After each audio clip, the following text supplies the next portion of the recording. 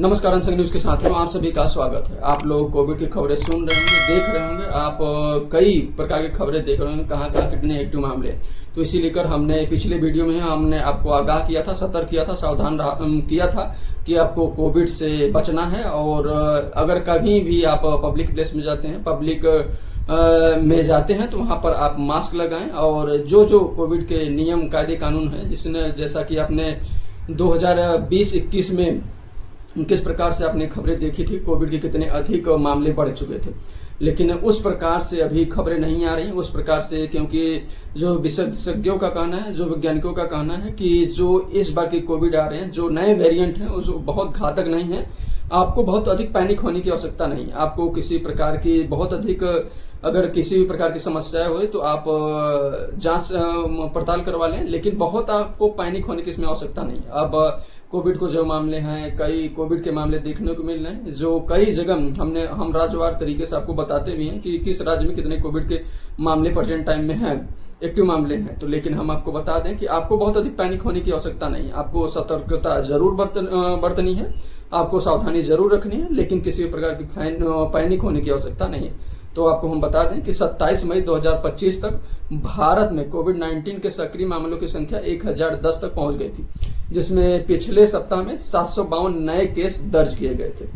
इस वृद्धि का मुख्य कारण बताया गया कि जो ओमिक्रॉन का उप संस्करण NB1.81 और LF7 का प्रसार है, जिन्हें विश्व स्वास्थ्य संगठन के द्वारा भी इसे वर्गीकृत किया है। अब भारत में जो कोविड-19 की स्थिति है, और ये जो हम बता दें कि जो सक्रिय मामले हैं वहाँ 1010 हैं। पिछले सप्ताह में नए जो मामले दर्ज किए गए हैं 752 किए गए हैं, और पिछले सप्ताह में जो मौतें हुई हैं 7 हुई हैं। और ये अधिकांश जो मौतें हुई, अधिकांश में मरीजों को जो गंभीर स्वास्थ्य संबंधित बीमारी थी, जिसके कारण इसमें मौतें पाई गई हैं।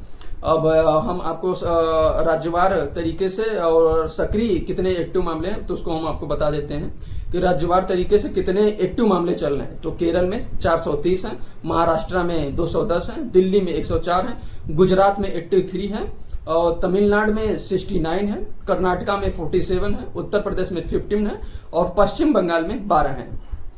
तो इस प्रकार से हमने राज्यवार तरीके से आपको बताया। तो लेकिन अब आपको हम बता दें कि उत्तर प्रदेश में पिछले सप्ताह 15 नए मामले सामने आए हैं। लखनऊ के सिविल अस्पताल में कोविड-19 मरीजों के लिए 10 बेड की सुविधा आरक्षित कर दी गई है। यानी उत्तर प्रदेश में अगर किसी भी प्रकार की घटनाएं होती हैं या फिर किसी भी प्रकार के कोरोना वायरस संबंधित बीमारी आती है, तो उसके लिए बेड आरक्षित कर दिए गए हैं। किसी भी प्रकार से आपको पैनिक होने की आवश्यकता नहीं है, आपको घबराने की आवश्यकता नहीं है।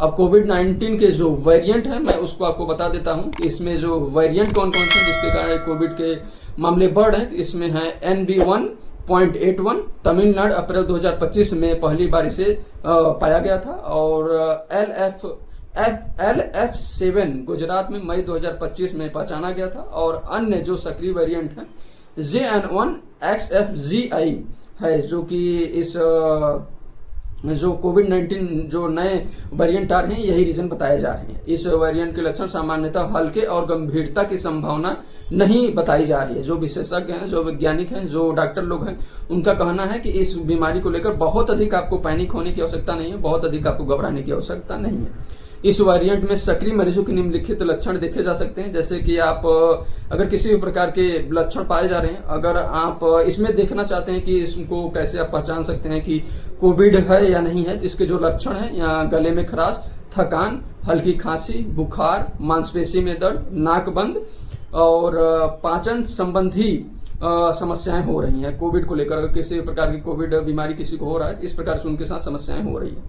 तो इसमें सूखी खांसी भी होते हैं, जुकाम, सर्दी, बुखार, जुकाम, तो ये सब कोविड के लक्षण हैं। तो इसको लेकर सरकार और जो सरकार है उसकी क्या तैयारी है, तो सरकार जितनी भी केंद्र सरकार है, राज्य सरकार है, इन्होंने सभी को सतर्कता बरतने के लिए बताई है, और इस पर नजर बनाए हुए रखा है। स्वास्थ्य मंत्रालय ने अस्पतालों को अलर्ट पर रखा है, और टेस्टिंग,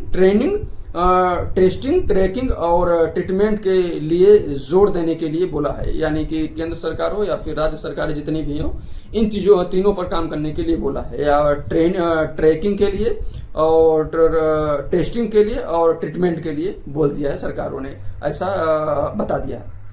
अब सार्वजनिक जो सलाह दिया गया है, कौन कौन से, कि अगर आप को बचना है कोविड से तो उसके लिए आपको क्या करना है, तो उसके लिए भीड़ भाड़ वाले अगर आप जाते हैं स्थानों पर तो आप मास्क लगा कर रखें।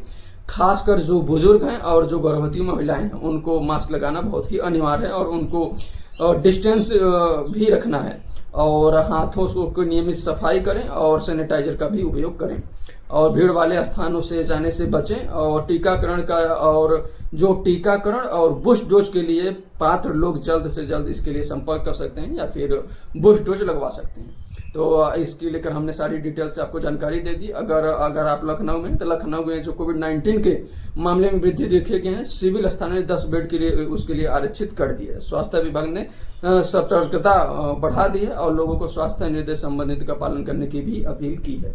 तो इस प्रकार से जो खबरें थी हमने आपको बता दी है, और आप लोगों से निवेदन है कि अगर आप लोग पब्लिक डोमेन में जाते हैं, पब्लिक फिगर हैं, तो आप लोग सतर्कता रखें, सावधानी रखें। अगर किसी भी स्थान पर जाते हैं तो इसको लेकर आपको ध्यान अवश्य रखना, और ये वीडियो सभी तक शेयर करें, सभी तक पहुंचाएं, ताकि जितने भी प्रकार के लोग हैं या फिर जो भी लोग पब्लिक डोमेन में पब्लिक फिगर हैं या फिर कहीं भी आते जाते हैं, तो इन चीज़ों की सावधानी रखना ना भूलें, ताकि आप स्वस्थ रहें, ठीक रहें, और जो भी आपके काम हो अच्छे से कर सकें। बाकी हमने आपसे उम्मीद करते हैं कि यह वीडियो आपको पसंद आएगा।